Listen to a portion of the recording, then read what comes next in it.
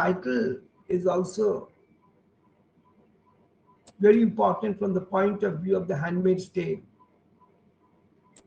Why it is important to, these are all short answers. You need not worry or break your head over it. That how can you do it? These are all very short answers which I'm giving you now.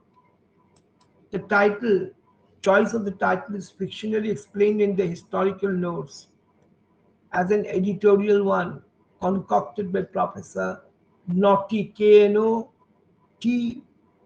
Wade. He has explained to us actually what happens. Otherwise, we wouldn't have known anything about this Gileadian world. But it is also, of course, and primarily Margaret Atwood's own title for the novel. Geoffrey Chaucer's Canterbury Tales shares the novel the peculiarity of rarely revealing the names of the central characters. Personal identity, it is implied, is bound up with an individual function in society. One is neither Geoffrey nor Eleanor in Chaucer's world, but a monk or a man of law, or cook or a franklin, as you have already read in Chaucer's Canterbury Tales.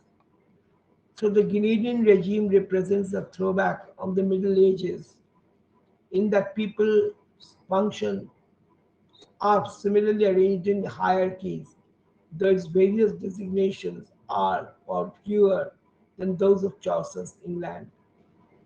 Men can be commanders, they can be eyes, angels, or guardians, though there are obviously other social and orders, economic orders, and we have to be careful about these names.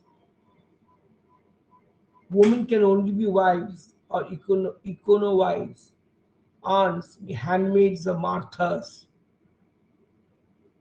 in the Canadian world. See, these things you have to remember when you write the answer.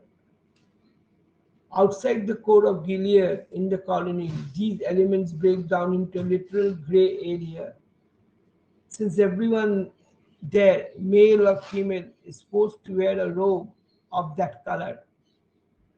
Robe means dress. So the term handmaid derives from the Bible, particularly the story of Bilhah, capital Bilhah, and Rachel, capital Rachel, which is discussed below, which we will discuss it now. But it also references the Virgin Mary's designation of herself as the handmaid of the Lord in Luke 1:1 to 38. The story of Mary's complete abnegation of herself in accepting a pregnancy from God is twisted by the Gilead regime into means of justifying the enforced surrogacy on behalf of the powerful. The Handmaid's Tale is a, as I told you earlier also, telling you again also, is a dystopian novel by Canadian author Margaret Atwood. And what is the dystopian novel and all about it? I've explained it to you earlier if you have not forgotten. Of course, once I'll make a revision also for you. The book was originally published in 1985, set in a near future in New England in a totalitarian Christian theonomy. So, what you're reading is something which was practiced in those days that has overthrown the United States government. The novel focuses on the journey of the handmaid of Fred. Her name derives from the possessive form of Fred. Handmaids are forbidden to use their birth names and must echo the male or master for whom they serve. So the Handmaid's Tale explores themes of women in subjugation to misogyny in a patriarchal society. They have to give themselves up to men for their pleasure because they are being titled as handmaid. That is very important to be noted. হ্যাঁ বলো হ্যাঁ বলো হ্যাঁ হ্যাঁ হ্যাঁ হ্যাঁ ঠিক আছে ওকে you tell me হ্যাঁ হ্যাঁ you just ring me up and tell me. Mhm. Okay, now as I told you that the novel title echoes the component parts of Geoffrey Chaucer's The Canterbury Tales, which is a series of connected stories. The Merchant Tales, the Parson's Tales, etc. You already have read. So the Handmaid's Tale is structured into two parts, night and other various events. This novel can be interpreted as a double narrative, operette tale and handmaid's tale. So I told you what double narrative. Be careful about what I say because whatever I say means something. So this novel can be interpreted as a double narrative, operette tale and the handmaid's tales. The night sections are solely about operette, and the other sections, shopping, waiting room, household, etc., are the stories that describe the possible life of every handmaid.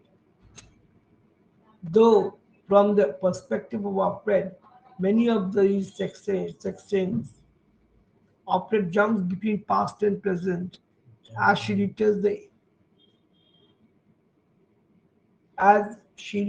the events leading up to the fall of the woman's rights and current details of her life at which she lives. So the story is told from the perspective of the Offred, who is the handmaid in the Gileadian society.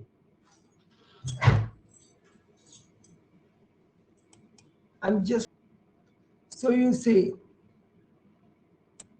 the story is from the Gileadian society. Offred is not her real name, but an obligatory one that marks her as belonging to a commander. She is off with inward comma Fred. This naming system in the Republic of Goats also concerns the other handmaids. This is why they all start with off, like off Glen, Warren. I told you the other day. The name indicates one's personality and it is something a person owns.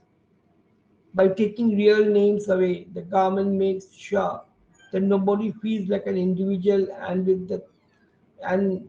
with that thinks of gaining power.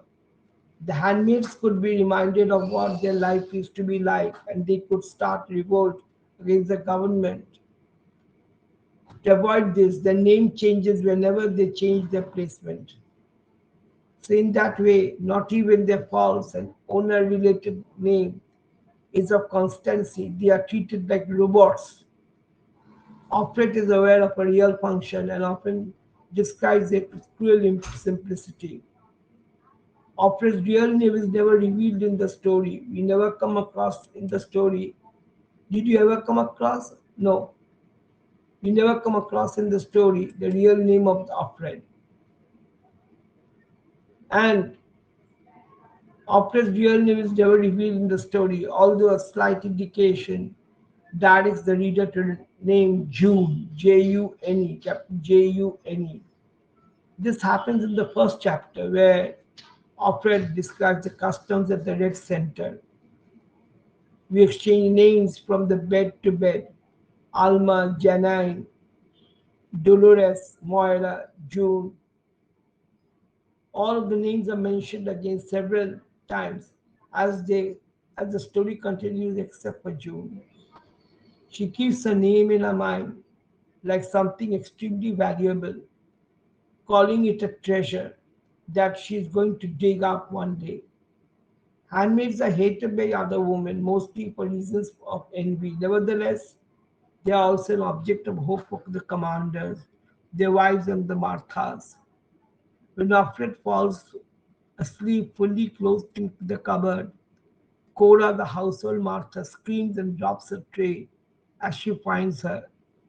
She thought Opret has either escaped or killed herself, which would mean to her dying hope for a child in the household.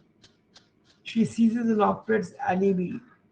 I must have fainted and thinks it is one of the early signs of pregnancy. So when Opret finally gets betrayed and picked up by the black van, Cora cries. What does she say? I was a hope I have failed. Now she will always be childless, says Opret. So in the Republic of Gilead, a handmaid is extremely secure. Opret notices at a placement that they have removed anything you could tie a rope to in order to avoid those other escapes, meaning suicide. So the eyes male guards, of course, I told you about the eyes that watch over their every step, guarantee their security. It is clear that the only thing they are really interested in saving is the handmaid's body with the functioning ovaries. I'm a national resource is operates a reason for that. As for the guards, they are not they are not allotted any woman. Opret feels power in provoking the guards at the gateway as she looks into one young guard's eyes and sways her hips as she passes by. A handmaid's power at the first look seems to not to exist, but in fact their body is what they can trade with. Still, it is also what makes them suppressed, because if the government would give the handmaids too much of a choice or power, it would lose its authority. So in this way, the handmaid's power is an unspoken one. Often's view of her own body changes and definitely has been influenced by what she has been taught at the Red Center. She realizes that her body is something that determines her completely. This makes her feel uncomfortable with looking at herself naked. At bath time, Opret recalls memories of her wearing bathing suits at the beach in the former times. She describes it as a shameful, showing the change in viewing a body. Handmaids soon see their body as an item of trade, a last but never diminishing bit of power. Some deal made, some trade off. We still had our body. That was a fantasy. And that makes them so much fictitious. For the government, only the inside of their bodies is essential. They are containers. The forbiddance of body lotions for handmaids is a decree of the wives and a small piece of revenge. It makes the handmaids feel empty and lose hope that they will never be physically desirable again. Once the handmaid is a handmaid, that means a prostitute. She can never be desirable to other men. Nevertheless, they have secret tricks. Butter is the trick. It is a luxury to them, but not too hard to get, as it is on their breakfast plate. So you see, from these stories that we come across, we learn a lot about these miserable handmaids.